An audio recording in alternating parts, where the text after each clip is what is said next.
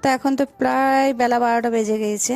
তো এর মধ্যে আমার কোনো কাজ এখনো হয়ে ওঠে নাই, কারণ শরীরটা বেশ সকাল থেকে আজকে সঙ্গ দিচ্ছে না। আর আজ হলো 8 নম্বর রোজা।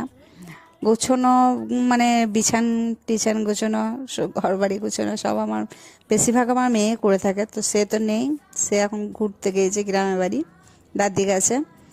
তার জন্য আমি আর কিছু করতে ইচ্ছা করে নাই, করিও নি। আর এদিকে দেখালাম রোদ, মানে আজকে প্রচুর রোদ। ইদানিং রোদটাও গরমটা বাড়ছে।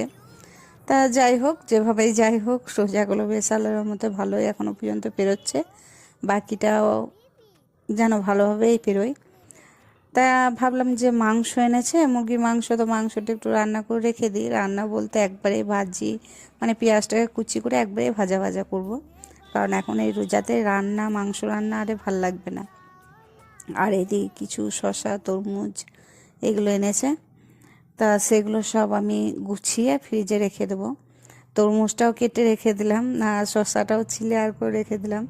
কারণ মেয়ে তো নেই, একা হাতেই সব করতে হচ্ছে, তাই একটু কাজ যতটা পারছি এগিয়ে রেখে দিচ্ছি। কারণ বেশিরভাগ কাজ ওই করে থাকে, নাস্তা সাজানো, রুমে গোছানো, ঝাড় দেওয়া, আমার মেয়ে সবই করে থাকে। আমি তো মানে রান্না করেই ছুটি। তা যাই হোক, মেয়ে বড় হলে খুবই যে বড় হয়ে গেছে তা নয়,